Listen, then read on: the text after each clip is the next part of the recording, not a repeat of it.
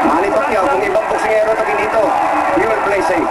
Hindi, hindi. Hindi, ito, not Manny. Na sinasabi nga natin kanina, yung puso ni Manny Pacquiao. And he will give you the money's worth. Oh, yes.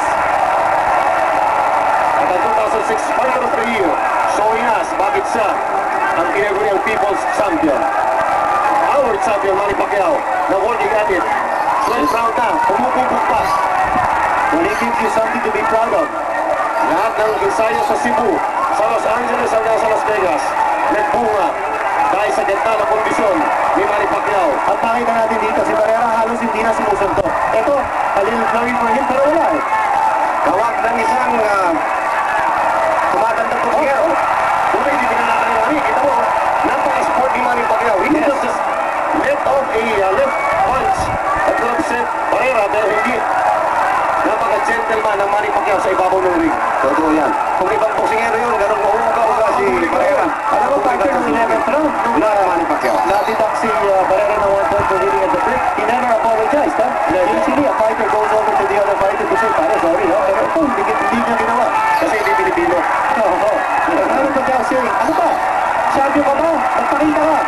Manny Pacquiao en route to his second victory over Marco Antonio Barrera. Kaya pala dito walang duda kung sino nanalo talaga.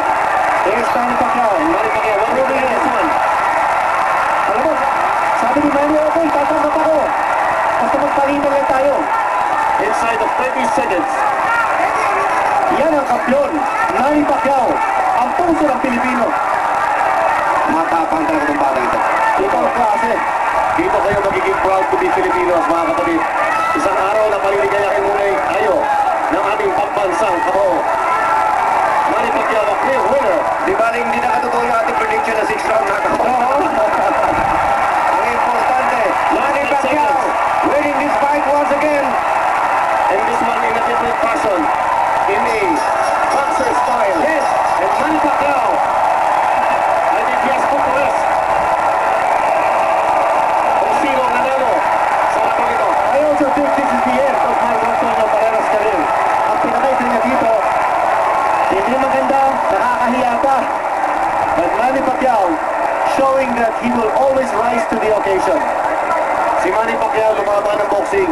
Si Marco Antonio Barrera, may tawag niya sa Olympics eh. Yung pabalik yung takbo.